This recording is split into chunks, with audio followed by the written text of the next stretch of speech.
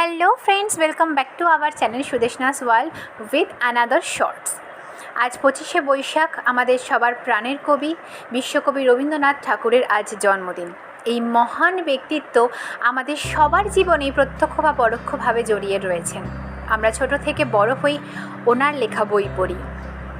এছাড়া প্রতিটি শিল্পীর জীবনে ওনার অবদান অনস্বীকার্য।